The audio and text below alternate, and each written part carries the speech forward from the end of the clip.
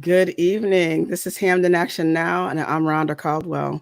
I have awesome guests today representing New Haven and Bridgeport. I have Councilman Ernest Newton from the 139th District in Bridgeport, and I also have Alderman Brackeen, Darryl Brackeen Jr., who represents the 26th Ward of New Haven.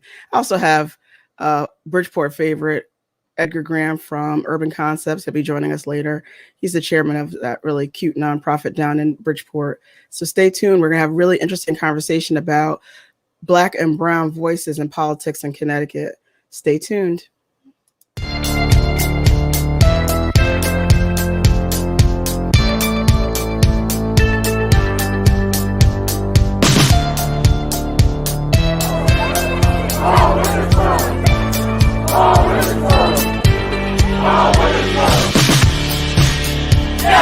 Let's go!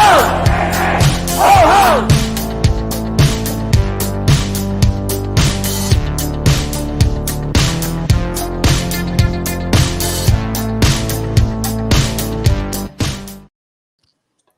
Good evening, everyone. How are you? Councilman Ernest Newton, it's so nice to see you. I haven't seen you in so many years. I've actually lived in Bridgeport back in the 90s, 1996 to I guess maybe 99 and 2000. And I remember when you were a part of the, obviously the state Senate, state house, and you are a well-known figure. I'm so happy to talk to you tonight because you've been around in politics in Connecticut a long time down there in Bridgeport. Yeah, been just like we were talking about. Yes, we were talking earlier about Senator Alvin Penn. God rest his soul. He was amazing. He was another amazing senator in Bridgeport as well. So just tell us what's going on with you down there in Bridgeport on the city council. Well, as you know, I went away for a little while and came back in 2012 and got back involved because I believe that we all, we make mistakes, but that should never stop you from what your dreams are and what your goals are in life. And as you know, I don't have to tell you, a lot of people lose their dreams because they make mistakes, but that's not what you have to do. So in 2017, I ran for an old seat that I had back in the 80s. I'm aging myself now. In 81, I ran for the city council at the age of 25 and became the first Black president of the city council.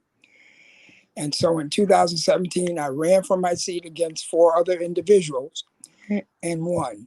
And so I've been on the council since 2017. That's awesome. It's amazing. I think it's an amazing comeback story. Alderman Brackeen Jr., I'm always happy to chat with him. We were on the board together, Generation Change Connecticut PAC, which is leading the charge in the state of Connecticut to end voter suppression and expand access to votes in the polls. So I'd love to hear from you tonight as well. Absolutely. It's just really a great honor to be here with my fellow brethren. 06. He's paved the way, period. Right? There is no way that I can occupy a seat in New Haven or even think about what excellence in representing the people looks like without looking at Brother Newton. There's just no way, right? We all go through ups and downs, but this is I believe in second chances, and obviously the residents of Bridgeport believes in second chances as well. So it's really an American story too, in many ways, and many of the topics that we'll talk about tonight, like the barriers and the bruises and the fights that really those that came before us and that'll come after us still have to face as a Black people, those of the African diaspora. So I'm really looking forward to the conversation tonight. Well, that's the whole point of our talks. And this is the whole point of the Hamden Action Now platform, is that our experience in that political space is totally different than everybody else.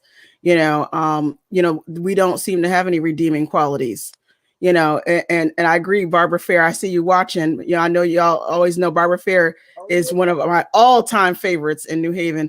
And she said it's not about falling down as much as it is about getting back up. And amen to that, you know. And so I'm just so happy and again honored to be talking to both of you all, you know, about politics in Connecticut, how Black and brown voices and how important they are. People don't know, Councilman Newton, that you were the Senate president, like you were our current Marty Looney years ago, and we did have, and you came right after Senator Alvin Penn, and these are two Black men, powerful, out of Bridgeport. People don't know that. Yeah. I mean, you know, when I think about the history of the state, and when I started even on the city council, how, you know, far we were behind. And when I went to the House, we had one Black Supreme Court Justice, Judge Glass, out of Waterbury. And we had to fight to open the door for other Black and brown people to be appointed to courts in our state. Also with the state police. When I went, we had hardly no Afro-Americans as state police officers. And people like Bill Dyson, Walter Brooks, Annette Carter, and I could go, Reggie Beeman. We fought very hard to open the doors for other folk to come after us. And yes, it's been a great opportunity to fight for our people. It really has been. And that's why I came back when people told me, oh, you can't run, blah, blah, blah. Yeah. But they elected Joe Gandam as mayor. Hello. And I said to him, well, if you could elect them as mayor, I'm sure you could elect me. So, I mean, our people, we're more forgiving of white folk than we are Black folk. Thank you. And that's sad. So yes. It's been a challenge. It's been good. And the only problem is I feel like I'm in the minor leagues now. After you come from the major leagues up in the state house, it's a lot different on the local level. No, but we always talk about how important the local level is. I mean, our town budget here in Hampden is a hot mess. Yeah. And people never really pay attention to the local level. The local level is vital to, that's like the front line. Like you guys are on the front lines. You know, the alderman in New Haven, the city council in Bridgeport, the town council here in Hampden. I mean, we're all on that's the front lines. What happens in the state is good. I'm not trying to say that's not good, but it's municipal government is where you send your kid to school. That's right. I mean, that's where you send your kids to school. That's how you get your streets plowed. Yeah. That's how you figure out whether or not, the cops are going to be shooting at you or not. Or shooting at the bad guys or shooting at you, Well, so all politics is local. Okay. And think about this, and my brother Darryl can contest to this. When you're a council person, people could touch you. Yes. It's hard to touch your congressmen, your senators, and even your state legislators, because they're always in Hartford. But city council people are right here in the trenches. Right. And everything is local, Well, we're trying to encourage Black and brown voices to get into any level of politics, whether it's running for your Democratic town committee. Everybody think that's not like important. That is vitally important. Yeah. I found out just how important the Democratic town committee was here in Hampden when I went over there in 2019, and I couldn't even get like a seat. Mm-hmm. And then we came back in 2020 and had a special election, and I bet you I got a seat now. That's right. And I got a seat because you have to get the people to the polls. Yeah. It's not, and see, everybody thinks that, folks are just a special and anointed people who find their way to these seats. No, they're in these seats because of people who have a ballot in their hands, puts the bubble next to the name. Yeah. And that's all that really, I'm sorry, Alderman Brackeen, I'll cut you off. I saw you. Oh no, it's your show. No, look, I mean, I'm just saying, really, amen to everything I've heard. I've been here before. I already told my story, but in short, to the point that you're raising, that all politics is local, and my line for that is, I can't hide. Like, I can't hide from my constituents. I can't come up with, I call it the punk answer. I'm not going to lie to you because I can't lie to you. You're my neighbor. You probably know some history about my life too, because I ran for the district that I grew up in. So, folks know stuff, right? I can't hide from you. A lot of people refer to me as Junior, right? So anyway, it's a whole thing. So whenever you're talking about getting the work done, we have no choice. And if it's out of our hands, like, we're not making it up. Like, it's either we can or we can't. And there's no in between, because we can't just go run around and behind some rock somewhere. And also the access part, as many of your viewers already know, I was really, I came out of nowhere. I didn't have a party backing me. It was me running in the neighborhood I grew up in, and I saw that there was a major need, in particular around education, but secondarily around the infrastructure of the community. I'm proud to say, 8 years later in, basically getting all my streets paved at this point, traffic calm and stuff. Like, I can actually speak to saying, like, I can look at that piece of sidewalk right there and remember the meeting that it took to get that pothole fixed that Mrs. Johnson was looking for. Or even doing the food drive for Mother McClam, just Bishop McClam. It's just a lot of things that you can point to that's tangible, that's real. And as a people, as a Black people, actually, more specifically, so the giving, the service is in our blood, right? Like, I'm not even talking about, let's skip slavery. Let's go back to Africa for a second and talk about how societies and civilizations have been developed through the ingenuity and the integrity of Black people.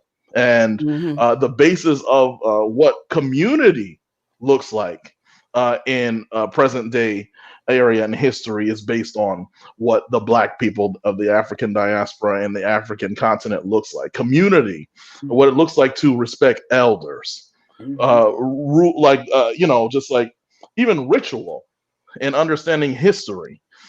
This didn't just come out of nowhere, right? They like to skip that in history books, but we are the result of what a great people looks like, and modern day manifestation of that is involving yourself in a democracy. This is not an aristocracy. These seats are not to just be appointed; they are to be taken by the people, and run for. So there's no low level, in my opinion. The lowest level is the highest voice and amplification of what a real democracy looks like. And the DTC, city council, running for mayor, those all influence that. And to Brother Newton's point, your knowledge alone and how the state works and being in a present voice at the local level, that's major. So, many folk, you got to go through Bridgeport delegation to make stuff happen statewide, to be quite honest. You can't get stuff done. Yes. Like, we got it, all roads kind of lead to Bridgeport. And then, of course, back to New Haven, because we do have leadership. But you can't get the votes. You can't get legislation passed that's affecting urban communities done without going to Bridgeport. So I wouldn't lessen your impact.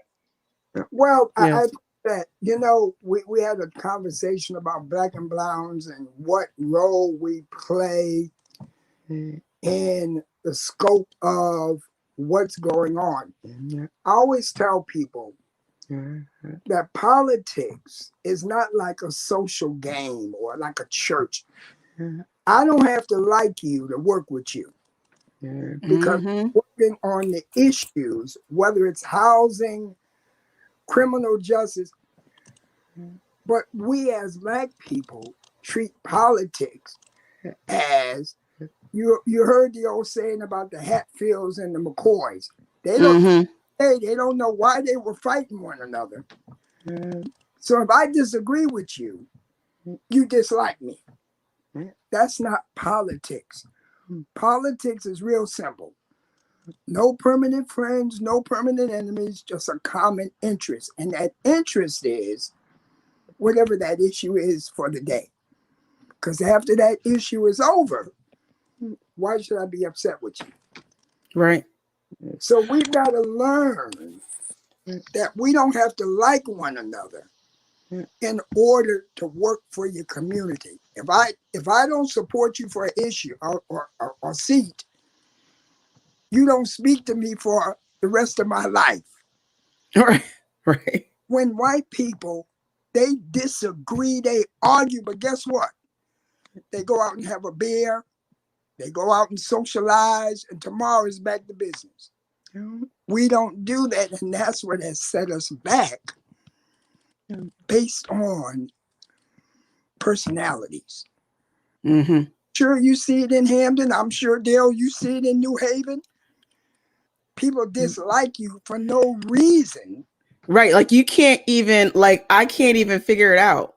You know, they'll be like, oh, I heard, so-and-so said something about you. And I was like, well, why would they say that? They don't even know me. Well, they said it, so it must be true. And then, like, like you said, it's more of a disperse. They're constantly dispersing each other as opposed to trying to find a way to come together. It's like trying to find ways to not come together. It's like we cannot, but we all have a common goal. We all want a good education for our kids. We want a safe street. We don't, I mean safe, we mean safe from the criminals and also safe from the police. We need to have these things. We all have a common, like you said, we have a common interest. But they just, you need to get everybody to like you. And I'm like, but I can't get everybody to like me. That's impossible. Well, the other issue is too, and I know Darryl can contest to this. When we put Black people in office, we want to hold them at a higher standard. We're going to hold you accountable. They don't say that to white folk. No. But when it comes to Black elected officials, they want to hold us accountable, which you should. But you should hold everybody accountable. And that's some of the things that happen when we look at politics and not really understand what politics is all about. Right. This is why I've been inviting people on this whole since the beginning of the year, especially after the insurrection. I want to know what the Black and brown legislative priorities are for the state of Connecticut and for your town. And let's say it out loud and let's go after it. Let's just go after it. If you have a problem in your town, our town right now, our problem is our budget. Our audit came back for 2019, 2020, whatever, said we had a negative $2 million fund balance. So now we're officially going to have to deal with MARB. So that's my legislative priority. But statewide, our legislative priority is building access to the polls. We cannot get 3 million people or, however many people that are registered in the state of Connecticut into the polls from 6 a.m. to 8 o'clock at night. That's just not, it just doesn't even make sense in 2021. So tell us what your legislative priorities are, Councilman Newton. I want to hear. Well, one of them is when I came back, my district for a long time didn't have a shopping center, grocery store. Right now, we have a gentleman who grew up here, redoing the whole Stratford Avenue with a grocery store, a pharmacy, those kind of basic needs kind of things that we needed. We have a brand new library. We're going to be working with Harriet Tubman, who wants to come to Connecticut, her family, to start some learning centers. So, the basic priorities for me is to, as a councilman, is to make sure that we provide the services, that we create jobs and opportunity for young people, so that, our children will have an opportunity to at least have a chance, at making it. Right. And, so, it's not an easy thing when you're in urban areas because it's tough. New Haven, Bridgeport, Hartford. But we've got to put the resources where the resources need to be. And some of those priorities have to do with our schools now with the epidemic. So we've got a lot of going on.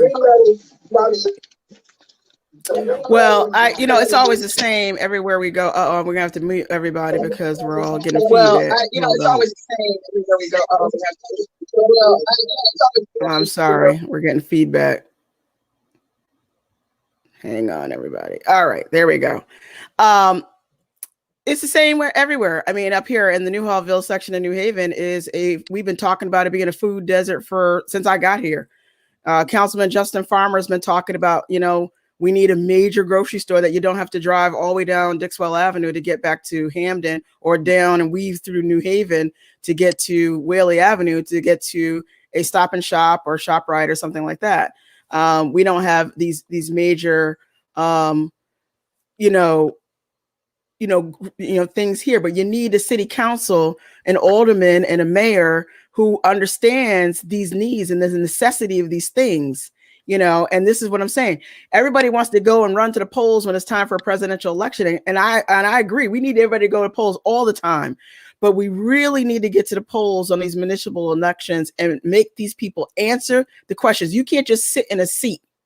Mm-hmm. And don't sit in that seat and think because you're Black, you're getting a pass. Mm-hmm. You're not getting a pass. Mm-hmm. Right, Councilman Newton? You don't get a pass. But like you said, Black folks always want to give Black folks a harder time than they want to give the white folks. We need to give everybody a hard time. That's right. Why are you not answering and following the agenda that we have laid out for you? Well, the funny thing is, and this is what I say to people here, we elect people, but we don't give them, like you said, we don't have, like when I started out, we had a Federation of Democratic Clubs all around the state. We had a leadership council all around the state where we all met with our state reps, our Black state senators, our clergy. So we were all on one page together. And we don't have those kind of things today in certain areas. Yeah, we just don't. It's so kind of splintered. I mean, you could tell me, Darryl, what it's like down there in, New Haven. Here, it's completely separated. There's people in town in Hamden that y'all already know that don't even speak to me. They're like, I won't speak to her, because she's not speaking about reconciliation. Yeah. She's speaking of, because I don't, I speak to just Black and brown issues and everybody gets mad about it. Mm-hmm. I'm a Black person, so I need to speak about, right. I am a Black person. Right. No, I'll just say to the last point about things kind of being splintered, that is a fact. In terms of unity around what an agenda looks like for people of color, this is not there. We've talked about trying to have a statewide Black caucus, Democratic caucus, but that fails because people fighting over leadership seats. I'll leave that there, but I'll leave it there. I can't tell you how many conversations I've been dragged into where it's like, okay, all right, Darryl, we see that you are literally reflecting what your people want. So let me talk about that for a second. Mm-hmm. My agenda is quite literally my neighborhood's agenda. Mm-hmm. So probably every year, I send out correspondence for a neighborhood survey. So that allows all my constituents to respond written or in an email form. So I quite literally, I'm carrying what my people want are literally what I'm carrying to the table. Mm-hmm. And often what used to come up was around infrastructural issues. Last 7 years, I've resolved that. So they've kind of allowed me to kind of expand a little bit in terms of my legislative priorities around health and human services and public health.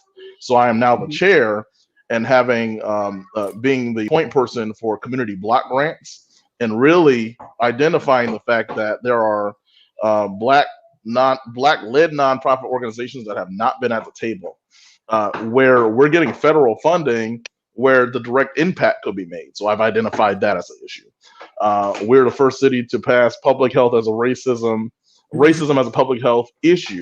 Well, not just declare it, we actually had recommendations, a 7-page report of recommendations and we're literally working on budgetizing that. And education. I know we have COVID happening, but there have been some issues in education well before the pandemic happening. And now it's just being exacerbated in our Black and brown communities. folks being put at risk, and residents are not being listened to because everyone has agendas about what they're trying to do and not doing what the majority of residents are looking or needing for that fact. So, I mean, I can go on, but my point is really, in recent years, in my time in elected politics, I have not seen the unity that really needs to be where it used to be. Where I heard you mention Walter Brooks and Stanley Rogers in New Haven, and like this is like a list of people that go on, where I know there was a statewide connection and conversation Yes. happening. That was before my time, probably before I was born. But the families are still present, so you kind of hear the history, the stories, and you try to pervade that. But too many egos are in the picture, and that's bottom line. Yeah, it's just problematic, and I feel so sad because now more than ever, we need to come together. I mean, our country suffered an insurrection. We in the middle of COVID, and Black and brown folks have been affected the most. And I mean, like I said, I live in Hamden, so I can tell you, it was just it was a rollout was crazy. Nobody knew what was going on. And then we, of course, we know what the leadership was in Washington, D.C., which was ridiculous with Donald Trump and his administration. So, now more than ever, we need to come together. And I can't figure out, you're going to have to tell me, Councilman Newton, how were you able to do that in the 1980s and 90s? Yeah, well, because we had people like Margaret Morton, and we had people like Bill Dyson, and we had Walter Brooks, we had Abe Giles, we had people, Annette Carter, that was focused on a mission. Mm-hmm. That mission was to make sure we got the dollars and we fought for the issues of our day, which was putting more Afro-Americans in high positions. I was chairman of the elections and nominations up in Hartford, and Governor Riker was the governor at the time. And I told him, if you do not appoint any blacks and browns, we're not going to move any of your commissioners. Now, he was upset, and he went to the speaker, who happened to be Speaker Ritter, whose son is the speaker now. Yes, isn't that a coincidence?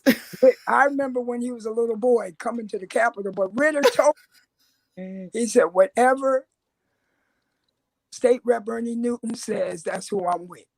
But guess what? Exactly. But guess what? He began to appoint minorities, black and brown people. So when you got people in positions, you're not just in that position to look good. You have the power to stop things from happening if you use it the right way. And so that's how we did it. We had Hank Parker, who was the treasurer. We had meetings. We all sat around the table talking about the issues for our people. So I don't know where the breakdown happened, but like you said, we got a lot of people just glad to be in office. Yeah, Lord, they're so happy to be sitting up in that chair. I'm like, get out the chair. Since I came on the council, it's funny. I put a bill in that any businesses that do business with Bridgeport, you have to hire 5% ex-felons. Because I believe this, if it's not written down, it ain't gonna happen. That trust me, we put you in, we got to hold people that we put in office, white folk, accountable, because they depend on the black and brown people in New Haven, in Hamden, you just name any place. We've been the most loyal people to the Democratic Party.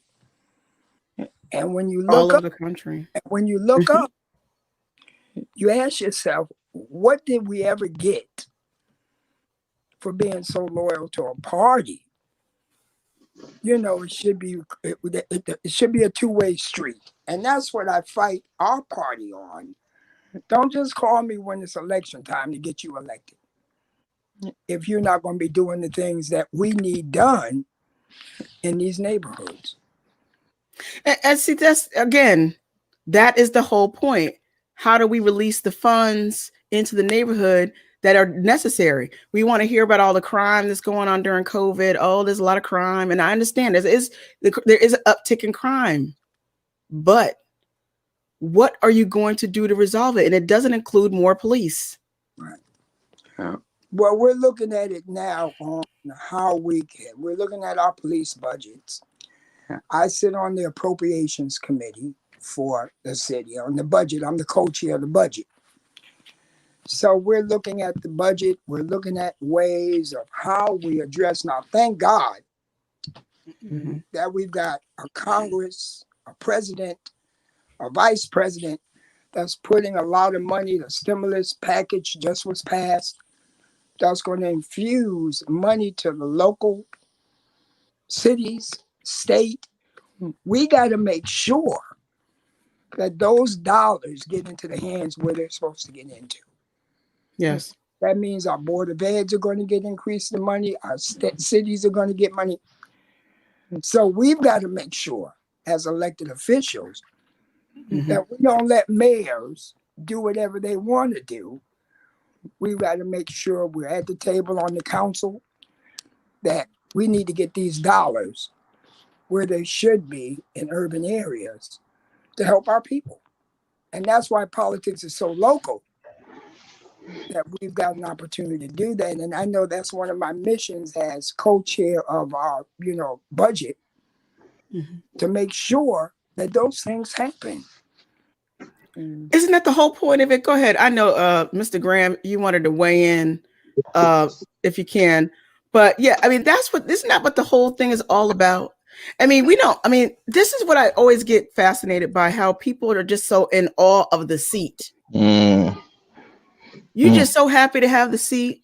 Lord, I'm so happy. And then now all of a sudden you can't get these people on the phone. Yeah. I'm like, but you was over here at my house when you was trying to get my vote. Right. It's unacceptable. Yeah, I'm sorry.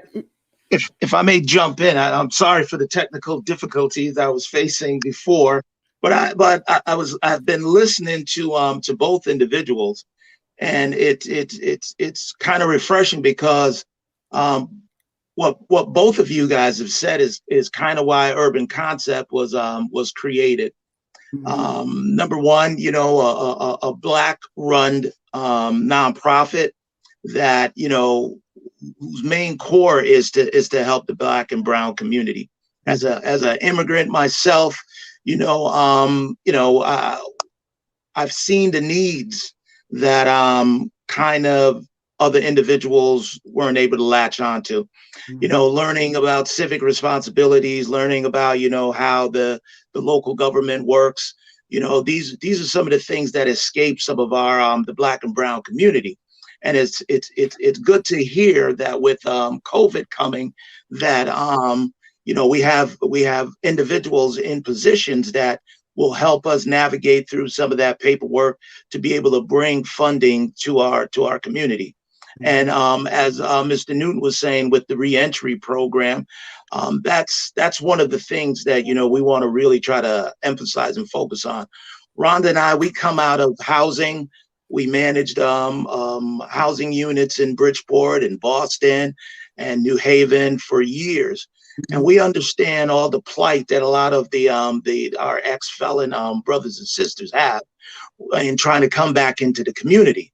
And that's one of the things that we're working on, is to kind of provide them that housing through contact with transitional housing.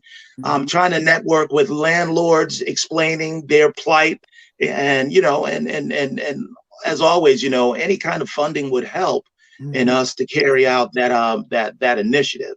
So it's refreshing to know that there are individuals on city council, on different boards, that have a like-minded feeling for what we need to look into.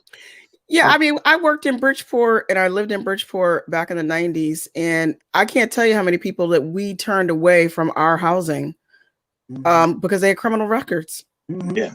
And they weren't even recent. They were like old. I mean, we were able to go back 10 years and deny somebody housing. And then, that was just the selection criteria at the time. But where did they go? Where do they go? And how do they now, how do you survive? And it is absolutely unacceptable. And it happens all the time. And then they talk about, reoffenders. Oh, they just don't want to work. But then when they go try to get a job, they see the criminal history and they won't hire you. Yeah. And then you can't get housing. A lot of that, thank God. Well, a lot of that is starting to change now. I know New Haven was probably the first city that worked out an arrangement with its housing authority that would ease that piece of allowing ex-felons to move back into public housing. Because for a long time, they wouldn't allow you to do that. Right. Bridgeport's in the process of also working out those kind of arrangements. But I can tell you that for a small state like Connecticut, we're way ahead of the game when it comes to reentry compared to other states. And that's a good thing. As you all know, the expungement bill is up in the Capitol now that will look at expunging people's records with misdemeanors after 3 years, felons after 5 years. But like I tell people, the key is getting something on the books, because once I don't care what law it is, people always go back and add more stuff and fix it. So if you can get misdemeanors first, take it. And then you can, because you've got something on the books that you can come back and add felonies. You can absolutely and amend the bill to add more stuff. But if you ain't got nothing on the books, that doesn't help reentry. Right. You ain't got nothing on the books. So I'm hoping that the legislature, because I'm going to testify on that bill. Oh, good. When it comes up, that these are the kind. This is what politics is about. Nobody gets 100% of nothing. Politics is the art of compromise. It's not, I got my way. Look what happened in Washington. Look what happens all over the country. That's why we got to understand the game when we get in it. We got to understand, if I played football, right? I want to understand what we do is we got people that run for office. If you put them in office tomorrow, they should have studied the charter. They should have been prepared. Okay, ready to hit the ground running. Right. So, I mean, it's a lot of things, and I probably have been around long enough to watch. When we put people in office, we don't give them an agenda. We just assume they know what to do. Wrong answer. That's right. You got to give them an agenda and tell them I'll be back to check on it. Because when people tell me, Councilman, you ain't doing nothing, you know what I tell them? I tell them just like this. What did you ask me to do? That's right. Blame back on them. Listen, wow. If you don't ask me, then why are you trying to say I don't do nothing? How do you know? Did you ask me to do something that I didn't do? So we've got to mature, because I don't know if you've been watching, but look at what's happening in Georgia. All these states, Republican states, are turning the clock back. Yes. All right. I want to ask the two council individual a question. As I stated, as an immigrant, I'm a green card holder. Okay. And Alderman Brackeen, you're the one that kind of stoked the flame on this subject that I'm about to bring up on one of our past podcasts.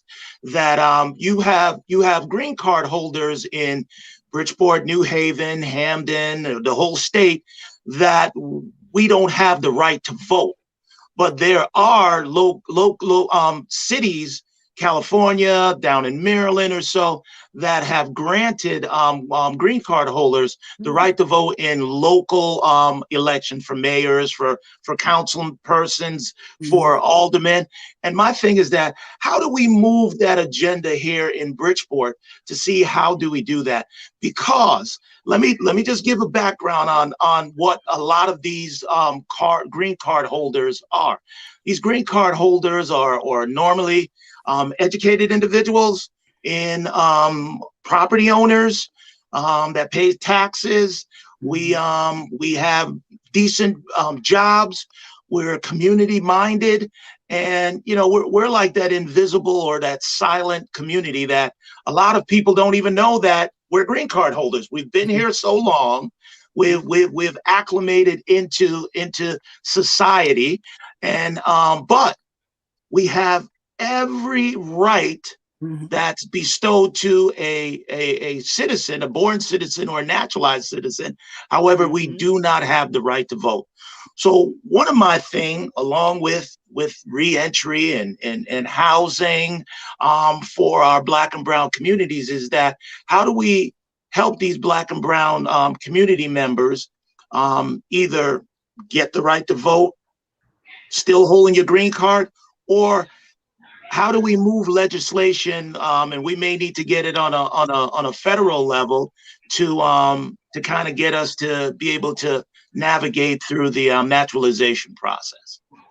So I just wanted to say, Generation Change Connecticut, the political action committee that Rhonda and I are a part of, it was created on the basis of that being one of the major issues that we felt like needed to be addressed for a very long time. So actually, you did a good job making the case. So I mean, honestly, the people that are in the room, you got Councilman Newton here. I mean, I'm sure he can whip up some legislation. And I'm sure he knows the process better than I do. But it is my hope that Generation Change Connecticut can partner with cities like Bridgeport, Waterbury, Stamford, Hartford, and other places, Middletown, to help write and support legislative priorities around that. So if that is an issue that once that's going to be raised in Bridgeport, we'd love to lend our expertise and support and research to that process. And as in New Haven, it is obviously my hope that I'll be raising such an issue and piece of legislation in New Haven at some point. I will say this: the federal game is a long game, right? So we're talking strategically. I think our best bet is to in spaces and places locally that will work it out individually, because I must admit it depends on the election. So in some of these locations, individuals were granted the right to vote in Board of Education races because obviously their children are in the public schools as well. And you pay taxes, you do the case you just made, basically, you should have a voice. And that's obvious at the educational level. And so it varies depending on where you go: Maryland, Chicago, San Francisco. So I will say it is very much a local conversation that should happen. And I would suggest starting community conversations in partnership with the local city council people, just to get feedback and some better explanation as to how that process could look and be detailed for your local municipality. And Generation Change CT is here to help support that too. I think one of the things is the reason it's probably hasn't happened because it has never been on the radar. Right. When I mean the radar, right now they're talking about if you're on parole, you can't register to vote. So that's one of the issues they're trying to talk about. This is the first time that this issue that I've heard about people having green cards, not being able to vote, that should be a part of the discussion. Somebody should have raised that under the discussion of this reentry bill of trying to get, ex-felons records expunged, opportunities to vote. That should have happened. That's never been part of it. But I'm glad you mentioned it, because I will get on the phone tomorrow, on Monday, and talk with my delegation, about that issue. About you have people pay taxes, and you should do the same thing with your state delegation, because they set the laws. Yes. Right. For anything to do with voting and the times you can vote and those kind of things. So I will do that. Yeah. Spoke on that issue. Well, right before we take some questions from our viewers, I wanted to mention that on Wednesday, the 10th at 1:00 p.m., the Government Administration and Elections Committee will have its public hearing, and it will be on automatic voter registration bill and also on restoring voting rights to parolees. Yeah. So everybody who's listening, you can actually send your testimony, your written testimony, to the GAE testimony at cgact.gov, or you can sign up also to participate in the public hearing in the public space and to give testimony. Yeah. Restoring the rights to people who are parolees. Again, you've already done your time. You've already paid your debt to society. You don't continue to keep paying. You cannot keep paying by having a criminal history follow you around forever. You cannot continue to pay by not even being able to select your leadership. It's just like this scarlet letter you walk around with forever. It's got to stop. Just let everybody vote. Period. Just let everybody vote. Let everybody vote. You're a citizen. Like Black and Brown United here. She just said, if you pay taxes, you should automatically be able to vote in the United States. Right. Let me say this, because I've always felt, when I went to prison, they took the right to vote away. I'm like this. I'm not in prison. I want the right to vote. That was the first thing I did. After I finished everything, I went and re-registered to vote, because if you take something for me, I want it back. Mm-hmm. After a person, has gone through the system, just like you took it automatically, you should automatically put it back. Exactly. Okay? Now, exactly. That's what should really happen. But it doesn't. And that's something we've got to argue about. Another thing that just recently happened in 2000 was people who are arrested. They haven't been charged. They're in New Haven Correctional Facility. That's a holding facility. For a long time, they had the right to vote, but didn't nobody tell them they had a right to vote. You only lose your rights if you're convicted. Right. So just think about it. All these years, people were just made aware that if you're in a holding facility, you still have a right to vote. And they sent out ballots to everybody in prison that was in a holding facility that hadn't been charged or nothing, to give them an opportunity to vote. Think about that. Yes. So I already kind of see what you feel about voter suppression in Connecticut. I mean, it's just it's like with a fine precision knife. They kind of carve out the electorate. We want to carve these people out. We want to carve out the people who are, in corrections. We want to carve out the people who are parolees. We even the people that are in prison. Wouldn't you want to have people vote while they're in prison? Because you need leadership. You're in prison. You need leadership bad. You need legislative leadership bad. But, we've done a nice job in Connecticut. We suppress candidates by only paying $28,000 a year to be a state official. We have part-time government because we're only in session part-time, part of the year. Like you said, we need full-time government. We don't, so it's been this nice little precision way to just continue to have this small little group of people who are eligible to run, eligible to vote, and they just keep it. And we've been trying to do is just educate everybody, Black and brown, to know how white folks, and I'm saying it out loud, have done this for generations to carve out the electorate. And then we wonder why we have 20 and 30-year incumbents. Well, another thing too that, you know, Rhonda and I, you know, Hamden Action Now, Urban Concept, Bridgeport Action Now. One of our major goal is to really try to educate the Generation X's and the Generation Z's on the civic duties and responsibility, knowing how and why someone gets put on the ballot. Line A, line B, you know, all of these things, people don't really realize that there's a process and a system in place. And quiet as it's kept, I'll be honest, it wasn't until last year when Rhonda ran for office, and, you know, during our conversation, she started hitting me with some questions. I'm a criminal justice major, and there was questions that she was asking me that I was like, I didn't know that. I didn't know that, because no one has ever taught us, you know, the process that goes with why these people are nominated or why they're on the ballot. We see them on the ballot and we just take it for granted that they're on the ballot and we leave it at that. So, City Councilor, Mr. Newton, that is one of the things that, Rhonda, we've been trying to get you for a while.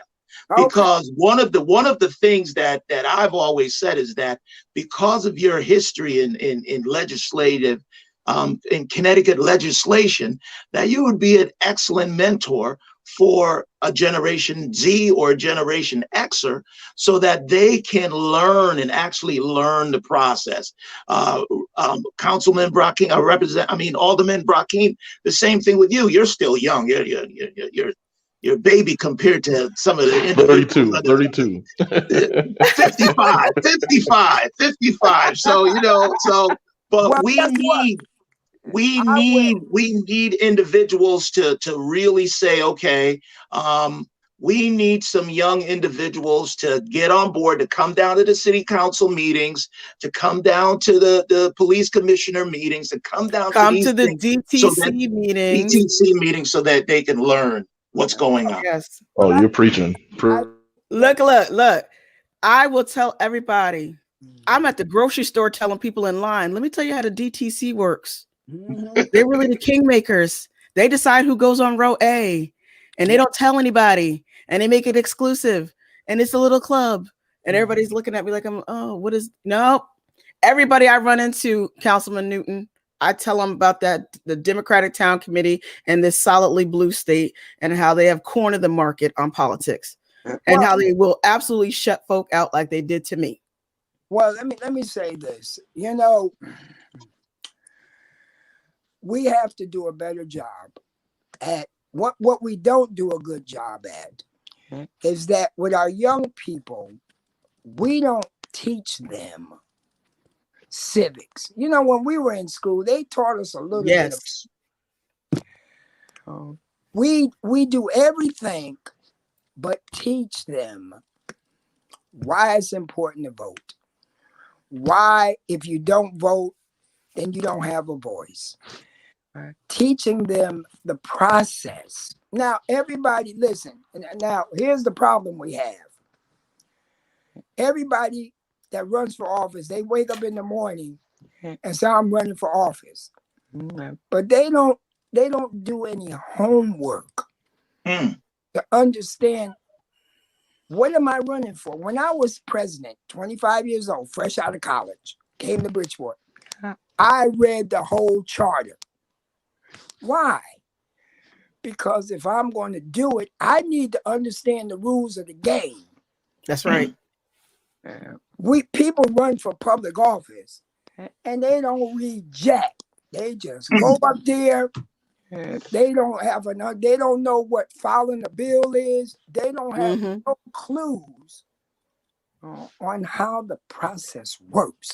Now, it is my job, and I've been thinking about it. And I've got some young people that I've been working with, just to explain to them there are a lot of boards and commissions than holding the office, that you can have just as much impact Mm. Like Wow. our Civil Service Commission. That I'm trying to tell you. there are a lot of things you can do other than run for public office. Exactly. Like I'm trying to get people to get on board planning and zoning. Right. So we can stop with the segregated housing in Connecticut. Get on your planning and zoning board. Right. So when my agency wants to come and when developers come and they want to develop housing, they don't have to constantly be roadblocked. You know, I mean, the Supreme Court of the state of Connecticut have already made this clear, and we're still doing it. I'm sorry, Alderman Brackeen, go ahead. Yeah, I'm about to jump out of my seat because this part right here, if you want to know what really frustrates me. So I ran for office when I was, I guess I was 21. Okay. Lost the first time, came back 2 years later, ran again. So as I guess the resident young person, the one thing that frustrates me, like I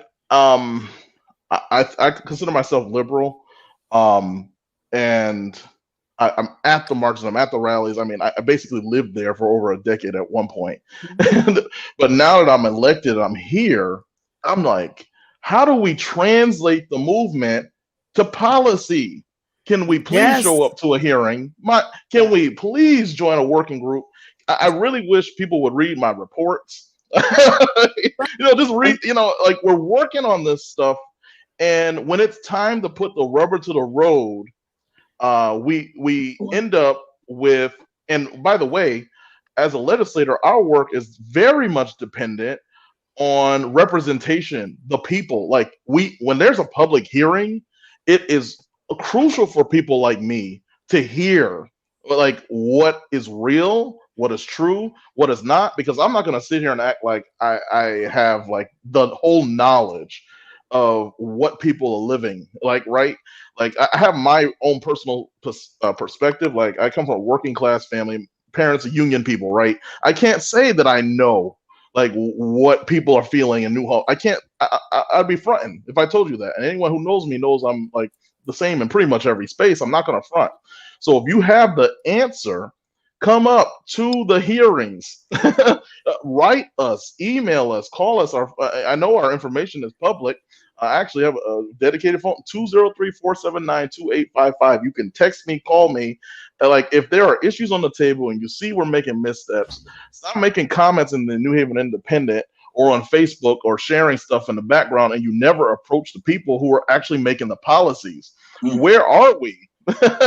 Now, I know there's folks that are, they spoke to certain people, but I'm going to tell you the truth. I'm talking about me as a legislator. Like I'm out here. I don't know what everybody else is doing. There's 30 other people on the New Haven Board of Alders board. They have their own vote. Me, me sitting here on this platform with these wonderful people, I'm saying I'm one of the folks that literally needs to hear details, not complaints. Give me a solution to what your issue is. I'll listen to you, right? I'll hear you out.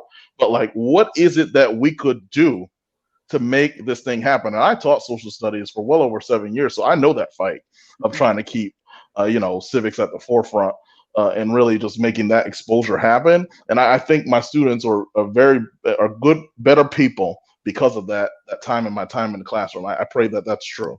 But center of my frustration is how do we translate the present movement to policy?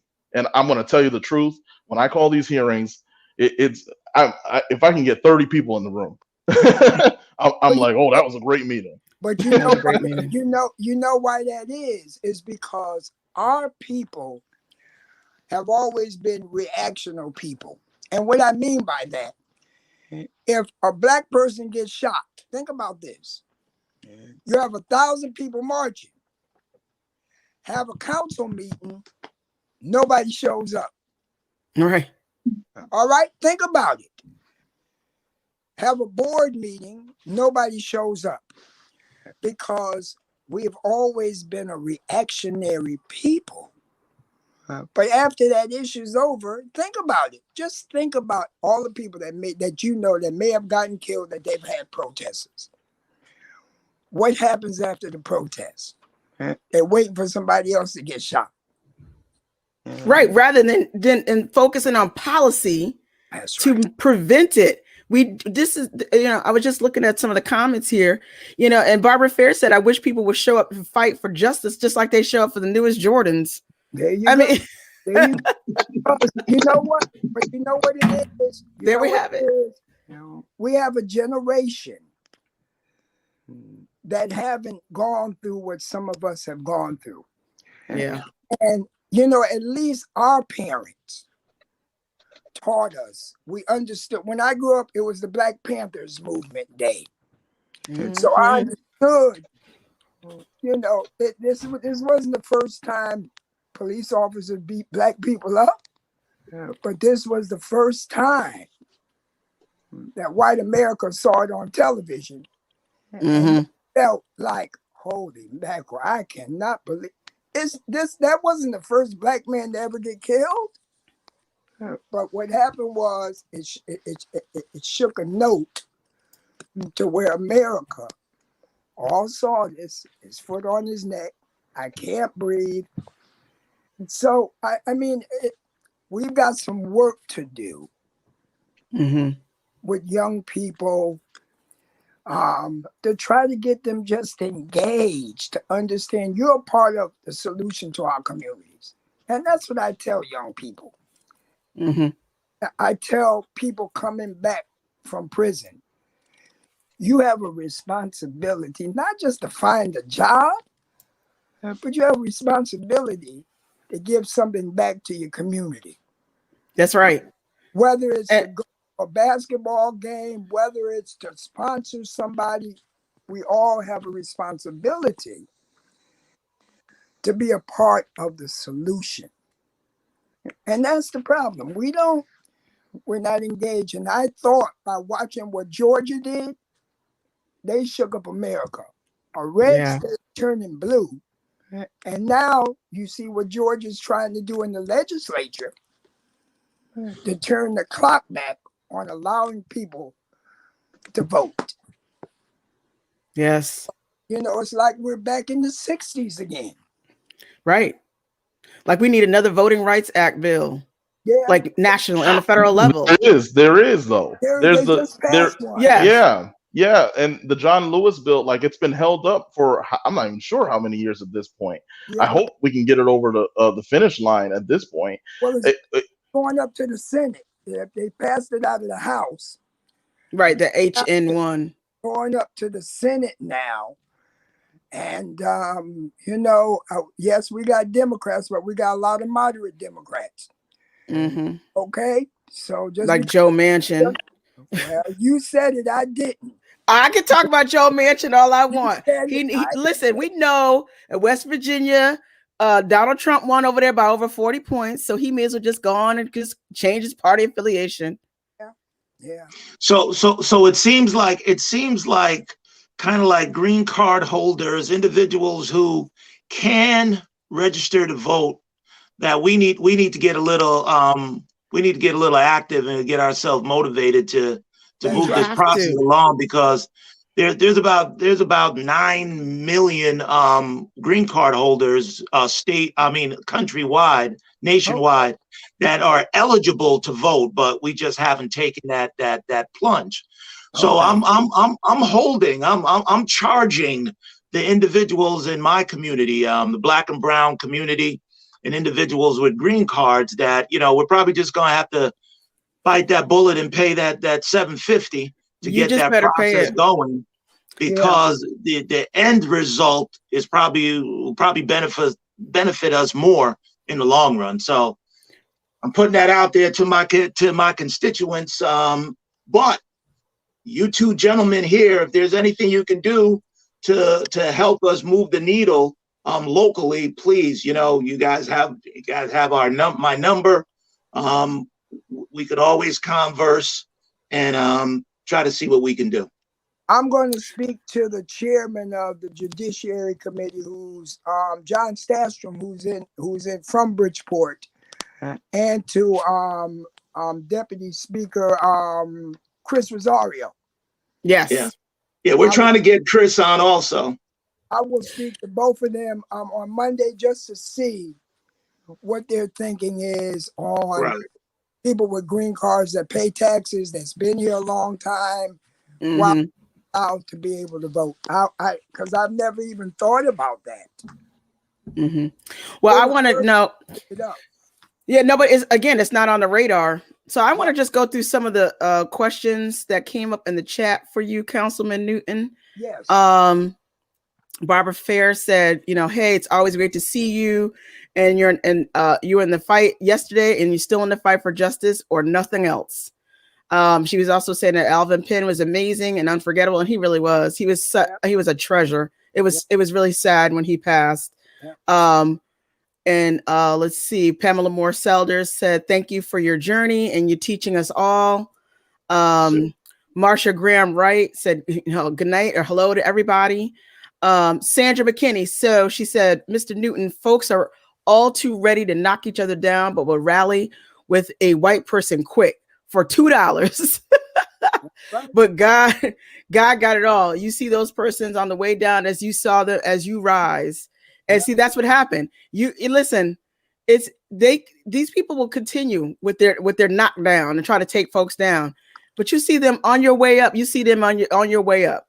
Yeah. Let's see, Janice Carter Bauer. She said, crazy that all these years we're still working on reconstruction. She's right. We're still in reconstruction phase. Right. Rodney Williams says he was watching and sharing our broadcast tonight. And Rodney Williams also said, you need to tell the New Haven officials to do that. Also in New Haven, what you were talking about with the budget and trying to bring in dollars to stop the food deserts, problematic. Yeah. So Sandra McKinney also said, and when we spend over 30 years supporting somebody in office, this is the content. They're content that is content to do you wrong for whatever the reason when they could have easily helped you. Yet they seem disturbed by your very essence. They deserve and earn their own plight. And those that are placed in positions heading whole entities that have proven failure, what in the world makes them think that they would get black and brown votes to another higher position? Run, New Haven. We reap what we sow. Yeah. So, that's part of it. I mean, you got to understand something. Listen, we're creatures of habits. And we're breaking some of those habits. And I think that some of those habits have been will turn on one another faster than the folk that oppress us. Thank you. But you got to understand our history. Yes. You had house Negroes and you had field Negroes. And we haven't broken the chain. Just about it. I mean, if I'm making this up, tell me I'm making this up. No, you're not. You just preaching. I need to throw something at the computer right now because you preaching. Okay. But I'm just bearing witness that some of our problems have been with us for 400 years. You understand what let me tell you the rest of these comments. Rhonda, one question, one thing, Mr. Newton. Now you can agree or you cannot agree. I remember when you came out and you were slated to run, a lot of the church, a lot of the clergy came out against you, stating that, your accountability, your past history. The same church individuals, when Mayor Ganim came out to run, their platform was, we believe in second chances. Lord have mercy. Well, listen. Double standard, triple standard. I mean, this is ridiculous. I understand the game. Listen. I believe this, and I believe this with all my heart. You're always going to have double standards. You see it in our judicial system. I've been through it. I had to go to the Supreme Court. Yes. For $500. Think about that. To get it overturned. Right. On something that the judge, I knew she messed up. And I had to go through all of that. But the point I'm making is, I just told you White React. people always get the benefit of doubt with Yes. black folk. That's our history. Right. But you know what? I'll show you how good God is. In 2017, I ran. I won. And I won again in 2019 because people respect folk that they know is going to fight for them. Right. What I do, I fight for our people. But here's the other last piece. I don't need a title to stand up against injustice. Thank you. I don't need it. Like I told them, one thing you can't take from me. You can't take away that I was in the Senate, I was in the State House, I was on the city council, and when I was there, I fought hard for our people. You can't take that away. Cannot take it away. Nope. I mean, There's a legacy of that. Rev, I wasn't disappointed that some of the clergy didn't support me, but I put it back on them. I said, if you can support the white man, then why are you giving me such a hard time? Come on, somebody. I won in 2017 based on what you just said. That's right. And let me just read some more of these comments because they're coming in fast and furious. Rodney Williams said, Pamela Moore Selders, and she's in Hartford from Connecticut, Moore Monday, Connecticut. Yep. Yeah, she said, correct. And she said, you have to speak your issues. Rodney Williams said, Black officials pushed the Black residents away for coming out and voting by not representing the people and focusing on their own agenda. That's what you just said. Sandra McKinney went on to say that the New Haven is a disaster and the recent announcement is sad. I think she's speaking about the recent announcement of, I guess, Karen DeBose Walton declaring her candidacy for mayor of the city of New Haven. So these are some of these comments. Rodney Williams said that you're speaking facts. And also Rodney Williams mentioned Wendell Harp. Oh yeah. He also played a major. Let me tell you something about Mr. Wendell Harp. Absolutely. He was a good and righteous man. That's right. Absolutely. Listen, he was that list that you listed earlier. He was the New Haven version. I know it. I know it well. Okay.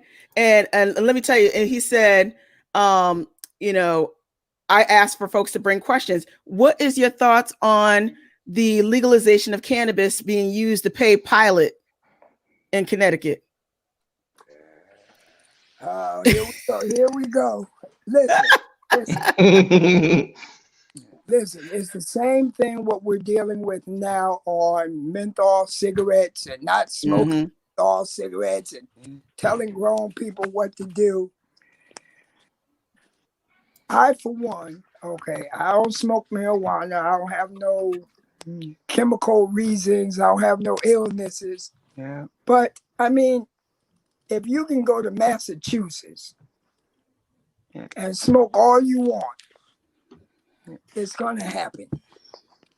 So, I mean, if it brings revenue in, and as long as we have the same opportunities to open up and make money to help our communities, Black, it's going to happen. The handwriting on the wall. So, I mean, it's going to happen. It's what they do with the money that the state makes. Are you going to put it into treatment for kids? Are you going to put it into educate kids on? So, I mean, it's what they're going to do with the money that counts. It always boils down to the money. That's right. Everybody's always thinks, oh, Rhonda, it's not always about money. I said it's always about money. Black folks always want to tell me, oh, it's not always about money. But you talk to white folks, they be like, yeah, it's about the money. Because it is about the money. It does boil down to the money for them. And so we need to start to boil down for the money for us. Yeah. You know, Pamela Moore Selders also said here, Connecticut is ahead of the reentry game. And also Black and Brown United in Action said, you mean, you were talking about how you had to read the whole charter before you became the city council person. She said, you mean like our current mayor in New Haven who didn't even address the outdated Board of Alders charter. Lord, they're going in on the chat, okay? You gotta, like you want to be a football player, but you ain't never played football. Exactly. Okay, so I knew, Ernie, you're 25 years old. You got to be ahead of the game. Didn't nobody come to me and say, Ernie, you need to go pick up a charter. You need to pick up a budget. I did that on my own. Yes. Because I wanted to know what I was doing. And what you're getting yourself into. That's what right. are your responsibilities? Everybody want to declare their candidacy. I'm going to declare I'm going to be the mayor of Hampden. Do you go take a look at the audit?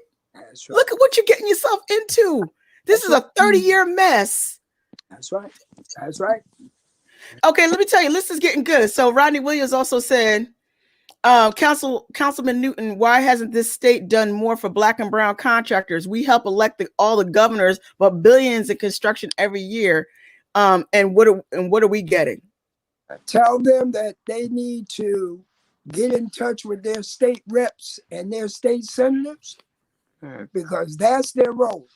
On the local level, I strengthened the ordinance in the city of Bridgeport that any company that does business with us, contractors, developers, you have to. There is no ifs, ands, and buts. Before you sign that contract, you would have to have 5% ex-felons, minority contractors on your payroll that you're paying before we do business with you. So the state has to do the same thing. In addition to that, I know, and I'm going to say this because I know Brother Williams here definitely have spoken to all the delegation about this issue. He has been a stalwart at the Board of Alders in particular about enforcement on the ordinance that we have on the books too. But I'm just going to say this about agendas and priorities, because I was recently told this about what priorities are for certain people at the delegation. That's not one of them. And unfortunately, whenever I saw, I don't know, another comment here saying that there might be one, but it's not all. It is the job of the people to ensure that those that are elected are counted. So, for example, I'm not going to give Rhonda is the best example of this, holding legislators accountable to bills that have been coming up, to bills that haven't shown up. Hey, are you sponsoring this? Are you co-sponsoring this item? Like, are we asking? We need to know. And no one's asking the question. Yeah. So I say back to, well, there's only one. What is everyone doing? To hold these folks that are in the seats accountable. You can't just do one. Of course, you can't just do one. Right. My question is, why are we not holding everybody accountable to the same standard? And I know Brother Williams, I just know that like he's been speaking the truth to power on that. And anyway, he's kept it real on that. And I know he went to the delegation. I know he went to the Board of Alders. Like he's been doing this for way too long. but he's only one person. Rodney Williams is only one person. I mean, we know there's more that's impacting that. It just, how do you strategically organize around this issue to make the delegation a priority? Because we need to get them dollars. Priority, right? Yes, we need to get those money into our community, into our contractors. Let me share something with you. In 1988-89, I got elected to the State House. Governor O'Neill was the governor at the time. I went to him and said, listen, we don't have no black contractors in housing doing nothing. The governor gave a $6 million contract for, I don't know, 10 years or whatever, might have been more, to Rufus Wells, who did all the Section 8s and the RAP programs so that our people, black and brown, he did it for the state of Connecticut. I was a freshman legislator and went to the governor and said, look, this is what I need. This is what you're going to do. He did it. Some things, it just takes us to stand up and speak truth to power. And that's all it takes. I mean, I know the Black and Puerto Rican caucus up in Hartford. They got a lot of members. When we started, we didn't have that many members. But we took drastic measures. Kenny Green, who was a state rep out of Hartford, filibustered a bill for like 5 or 6 hours. When they didn't want to appoint Bill Dyson, the appropriation chairman, we went against the Democrats that wanted somebody, and I think it was Irv Stolberg. Y'all remember Irv? And supported Bill with another candidate that became Speaker of the House, and Bill Dyson became the first Black appropriation chairman in the state of Connecticut. But those are the kind of things you got to be willing to do. And we were willing to do it. But the Bill Dyson story ended in bullying, vilifying. That man should have been the speaker. And you know, But there's always he chose not to run for speaker. That was his choice. You know, he chose not to do it, but he became the first Black person. And Bill Dyson, let me tell y'all something, carried a lot of power when he was chairman of the Appropriations Committee. And he made sure that Black and Browns got what they needed. So the way how I'm looking at this, and the more and more I'm listening to everyone, is that, you know, it seems that I don't have the right to vote, but I still try to be as civic as possible. Is that we're looking to you guys for miracles, but we're not willing to do our part. Everybody needs to come together. We need to come together in a hurry. We can't keep saying, what are you guys doing, if we're not doing anything? And I'm speaking as me, and now saying that for me to hold you accountable, I need to get myself accountable. So I need to get this citizenship, to get that right, to be able to vote. And now I can come into your office and say, hey, do you value this, my vote? So we have to hold ourselves accountable also. Well, yeah, I'm reading some more of these comments. Black and Brown United said part of the issue is when they took the core class, that core class out of schools, which funded exploiters like Branford Hall. Too many of our young people missed out on learning about their history. Imagine if the youth engaged in their history like they are in TikTok or Instagram. That's why slavery must be taught in the schools. Good point. Come on, somebody. And then we have Brian L. Jenkins. He said, it's a pleasure seeing Ernie Newton. I met the brother through the late Wendell Harp. The question I have for the panel is, why are Black elected officials on the local level so hesitant to create an economic agenda for the Black community? I told you the chat is going in. But that's a good, it's a good one. That's a good one. But let me say this. And I said it early on. Because when you get a group of Black folk in a meeting, right? Everybody want to talk about how great they are. Everybody want to talk about everything but what you want to talk about. The issue is that you can't get Black folk together. You know why? Because this one's upset at that one. I can't work with this one. I don't like what he did to me 50 years ago. So it's always been a problem trying to just get us, if you stick to the issue, I don't have to like you, because we're there talking about housing and jobs and reforming our judicial system. We haven't gotten to that point of maturity yet. No, and it's we overdue. When we get mad at one another, like I told y'all, it's like the Hatfield and McCoys. They were feuding for millions and millions of years and didn't even know why they were feuding. That's how we treat politics. And that's why we haven't been able to bring minority community together, our leaders, to sit down at the table of brotherly love and talk about the issues that affect our people. Because I don't like what you wore today, or I don't like because you speak to me, or it's not about liking you. It's Right. about issues that affect our people. And we haven't gotten out of that stage, and that's why it hasn't happened.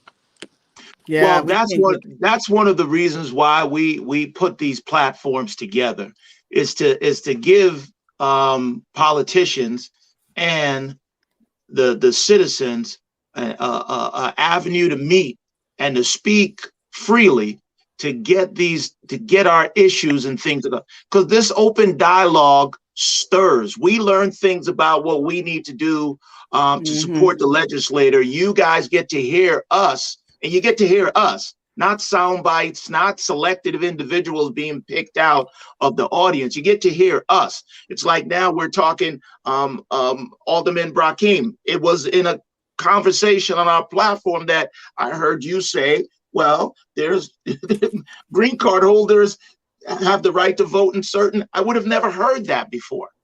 And now, Councilman Newton, you're hearing and you're saying, wow, that's never dawned on me that's a problem.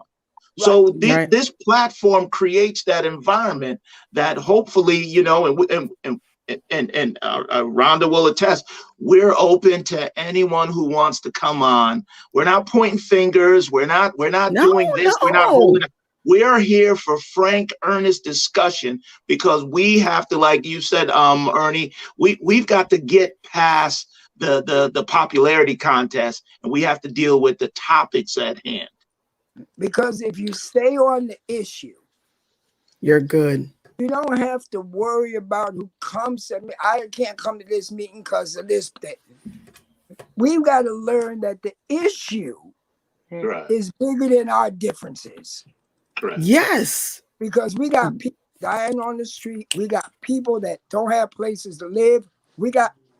So we've got to come to that maturity. This is about being mature.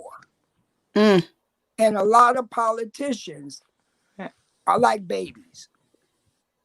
Okay, that's the bottom line. And I can say that because I've been in the game a long time. And you earned it. About we act like babies.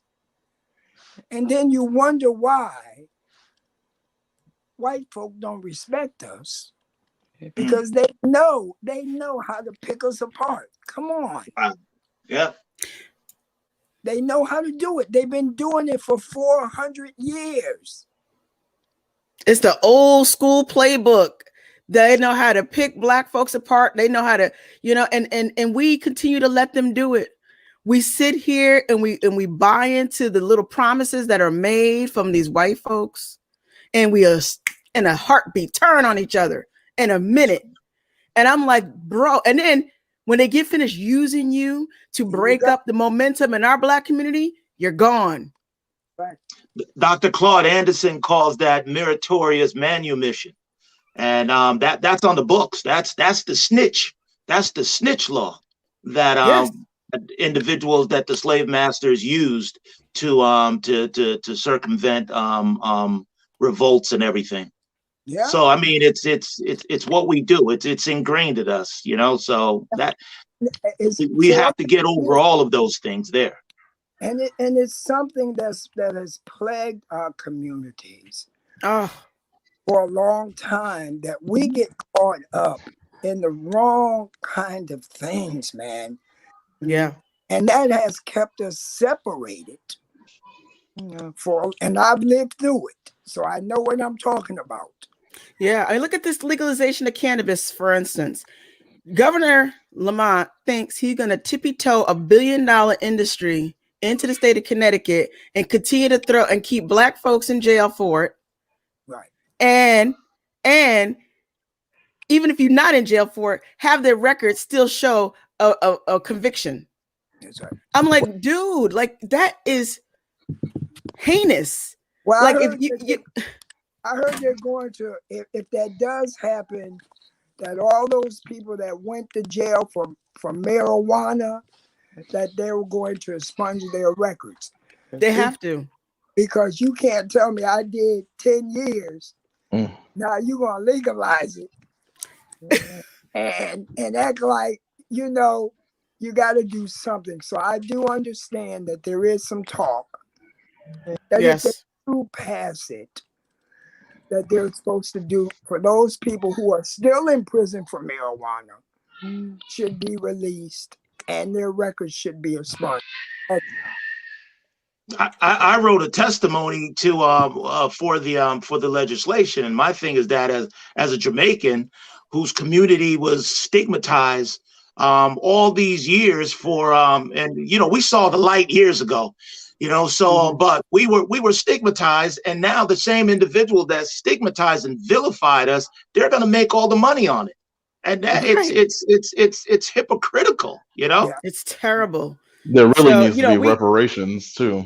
We need to be talking about economic compensation here, because all those years that those folks are locked up were their probably most economically supportive years. They need to be made up for that compensation. That's compromise. That's But right. now that's let me just tell me. you what Barbara Fair said. She said legalizing marijuana is yet another example of compromised justice. That's right. She said we should be fighting to end the war on drugs, which has proven to be a 50-year-old war selectively enforced in Black and brown communities. This war began under Nixon, who fell in 1971. Soon after the passage of the Civil Rights Bill, the Blacks were a problem in America, and he was going to devise a system to address that. You can Google this info so leadership can pretend they have no idea why so many Blacks are in prison. That's true. That's true. Yes, absolutely. True. So, I mean, Councilman Newton, I'm telling you, we could talk all night. It's 9:39. I have kept you guys way over, but this is like I'm saying, I'm trying.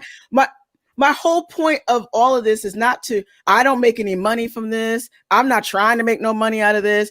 This is to bring awareness in the Black and brown community of the power we hold in the state of Connecticut in policy making. Policy that will bring money into the red line communities who have been, like she said, the end user of the war on drugs. Yeah. And we have the power, and just like you said, we need to get the maturity so we can come together and put everybody's personal feelings in your agenda and like your feelings. And I'm so hurt with each other, and let's just go after the policy to restore our communities. Please, we need to do that. Well, we're overdue. I'm willing to anytime you would like me to come on your show and talk about some things. I plan on we're gonna set up a civic hour for you. Yes. We just want politics. We'll get the Generation Xers and Zs, and we just want you just to tell us. Same thing with you, Alderman. I mean, there needs to be just a lesson, just a class, an in-service on civic responsibilities and duties. I agree with you. I'm willing to let's sit down and talk about that. Strategize it. A lot of people have asked me to do that. Have I considered doing it? So I think the time might be right. Yes. To grab some young people who really want to be engaged in this, so that we can teach them.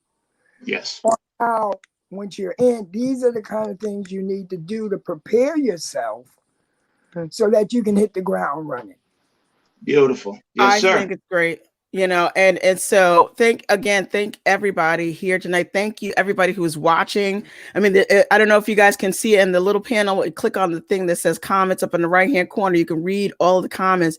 I mean, it just really great comments and support tonight. Poverty is big. Sandra McKinney said, poverty is big business, must keep oppression. You know that. Black and Brown United said that's why we have to stop allowing the white-led nonprofits from exploiting our communities. We are more than budget line items, nothing but about us without us.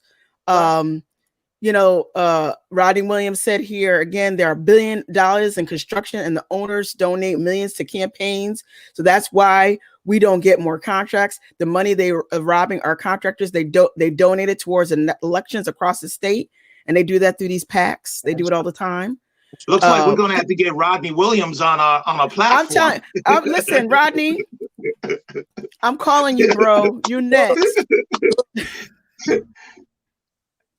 So, I mean, the comments, I'm telling you, it's just this is because we need to have these kind of conversations, and nobody, like we have to figure out how we can get everybody all on the same page so we can all collectively go and say, these are the policies. Like what we're doing this year is kind of like, we're trying to educate everybody. Oh, please submit comment and come on, do public testimony for this bill.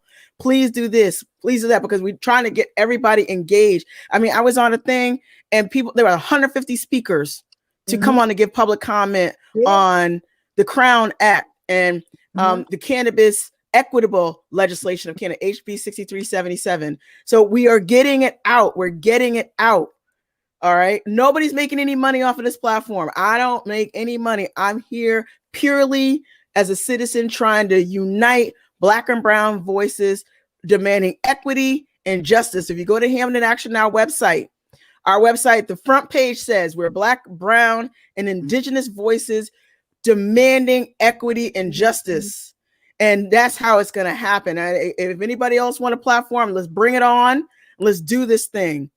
Because and I would implore everyone to really check out Hamden Action Now and just look at our archive.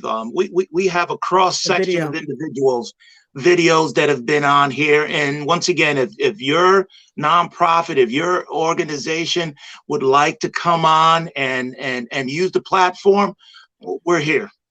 All right. Right. Brian Jenkins just said, where are the brown panelists to spew their concerns relative to these topics? Well, Brian, I had Kika Matos and I had John Lugo from ULA on here on Thursday, and we had a very at-length discussion about voter suppression and equity in the brown community. And immigration. And immigration, which is a huge problem because I was out here at Fairhaven yesterday because I wanted to take pictures because people are harassing the brown community when they're pulling up with a truck, just handing out food to families who need help during the pandemic. So you got folks rolling up, throwing ice at them and trash talking them. Wow. Are you kidding me? I was out there. I was like, listen, I'm putting out a call every Friday. When the truck is there, we're going to have a whole bunch of faces out there. So bring it. That's good. That's good. Okay. We're not having it. Black and brown people, Black people, like you said, Councilman Newton, have to unite. But we all have to unite as a community. We can change the state in these communities, but we have to unite. We got to stop eating each other's throats. It's got to stop. That's right. Well, thank you all. And thank you so much. I will be in touch with you on the green card thing. Yes, sir. Yes. It was a pleasure, Fred. Always a pleasure seeing you, man. See how we make the connections? We make connections. I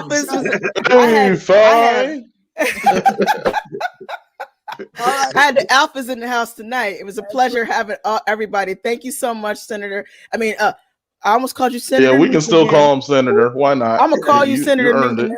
In the name of Jesus. Have a good night, everybody. All right. Take care, everyone. Thank you.